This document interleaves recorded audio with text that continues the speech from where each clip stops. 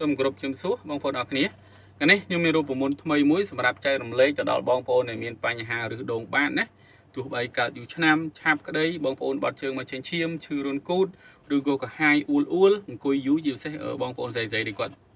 ដេណាមិនថាតែអ្នកដេទេប៉ុន្តែនិយាយថាអ្នកដេគឺគាត់អង្គុយច្រើនជាងគេបាទ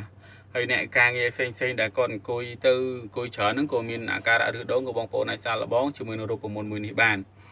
បាទរូបមន្តឬដងបាតគឺមានតែពីរមុខទេក្នុងថ្ងៃនេះដោយសារវាជាបទពិសោធន៍ផ្ទាល់របស់ខ្ញុំផងខ្ញុំធ្លាប់កើតឬដងបាតកាលនោះខ្ញុំវះអញ្ចឹងវា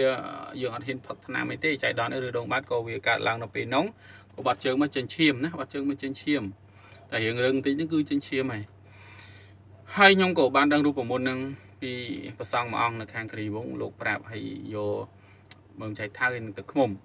យើងកោះមើមចៃថៅចូលមកស្ដាងល្អិតតូចមកបាទក៏សភាកោក៏បានដែរយើងកោះមើលល្មមប្រហែលជាប្រព័ន្ធមេដៃធំជាងមេដៃទេក៏បានដែរហើយយើងលាយទឹកឃ្មុំមកជោគមកប៉ែមកបាទយើងយកវាសម្អាតគូតយើងឲ្យស្អាតមកហើយយើងយកវាលាបនៅបាតគូតនឹងលាបនៅរន្ធគូតឬមួយយើងបើសិនណាឬដងបាតយើងនៅខាងក្នុងយើងញោមចូលខាងក្នុងថែមតិចទៀតបាទតាមមួយថ្ងៃពីរថ្ងៃហ្នឹងគឺមានអាការៈធូរស្បើយឡើងវិញហើយបាទអត់មានអីពិបាកទេខ្ញុំ